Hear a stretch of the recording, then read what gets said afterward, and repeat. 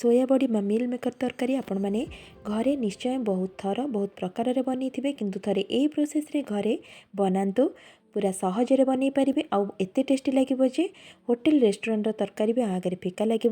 आपण मैंने वीडियो को स्किप न करी पूरा देखु घरे थरे यही प्रोसेस रे ट्राए करूँ। दर्शक बंधु आपण मानक इप्सिता किचन में अनेक अनेक स्वागत। तेज चलतु आउ डेरी नक अति सहज रेडी हो जाता ये सोयाबीन तरकारी स्टार्ट करवा। ये मिल मेकर तरकारी मुझे 200 ग्राम सोया चंक्स को नहीं आ 3टी मीडियम साइज आलू को छोट छोट करके काटिकी रखी चोपा छड़ेकी 2टी टमाटो गोटे बड़ पियाज 1.5 इंच अदा और गोटे बुदा रसुण को नहीं गैस रे करी बसिकी से प्रथमे पानी को देदबा। पानी टिके उषुम ही आसिले से सोया चंक्स को देदबा।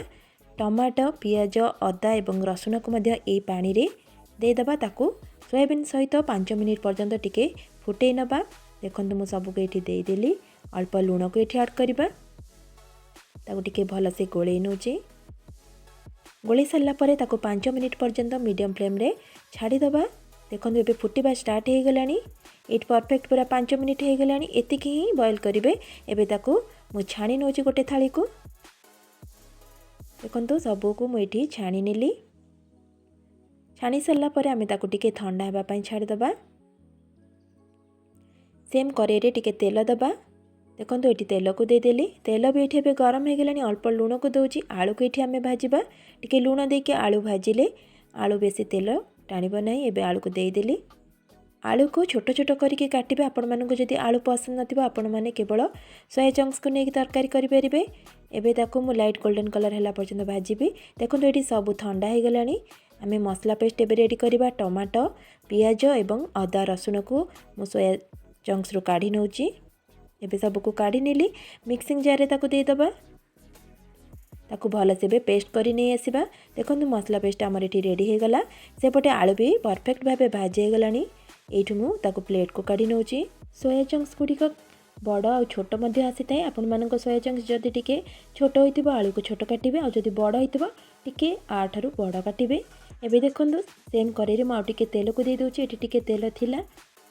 एबे तेल को गरम करबा को छाड़ दबा। गरम हो गला एठी मु अल्प लुण को ऐड करूची तापर सेतिरे सोया चंक्स गुड़िक दे दबा।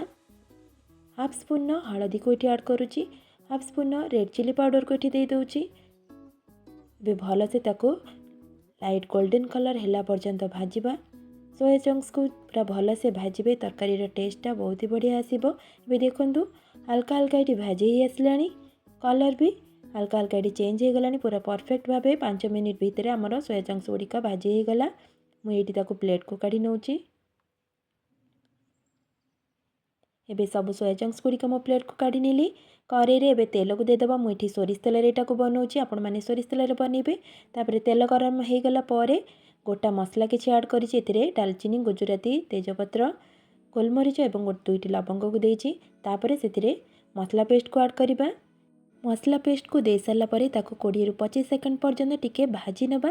तापर से गुंडा मसला को ऐड करवा। एटी गोटे चम्मच काश्मीरी रेड चिली पाउडर को दे दोची हाफ चम्मच हळदी पाउडर हाफ चम्मच जीरा पाउडर गोटे चम्मच धनिया पाउडर हाफ चम्मच रेड चिली पाउडर को दे दोची। आपण मानक रागर क्वांटिटी अनुसार आपण माने लंका गुंड एथिरे ऐड करेंगे जेहेतु आम सोयाबीन भाजिला बेले लंका गुंड ऐड करथिले। एबे ताकू भल से गोले नौची गोले सारा पर आम ताकू मीडियम फ्लेम रे 4 ରୁ 5 मिनिट पर्यंत भल से कषि नेबा पूरा जमती तेल सेपरेट हो मसलारू।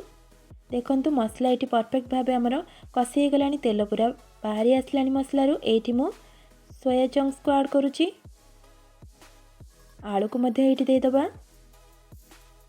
सबको भल से मिसेकी ताकू मध्य 1 मिनिट पर्यंत कषिबा।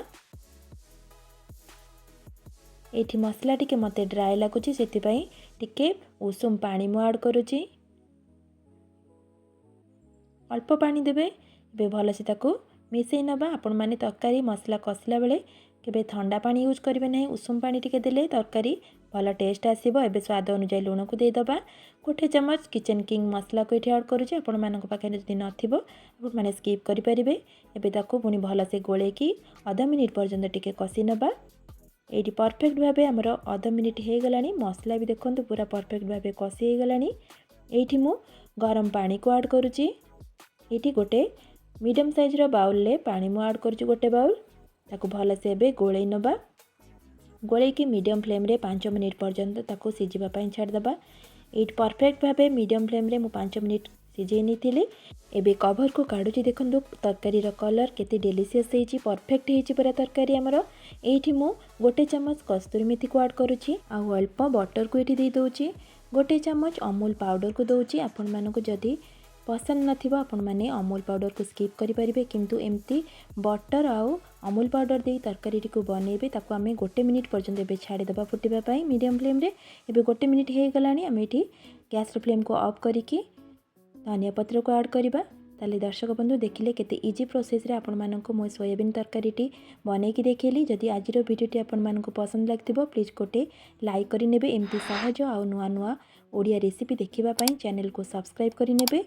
निश्चय आपण माने ए प्रोसेस रे बनेबे भात रोटी सबुथिरे एटा खाइबा पई बहुत ही बढ़िया लागिबो। जेते भी सोयाबीन तरकारी बनेथिबे ए सोयाबीन तरकारी थरे घरे बनेबे। बने सला परे आपण मानको बहुत पसंद आसीबो मु भाबुची।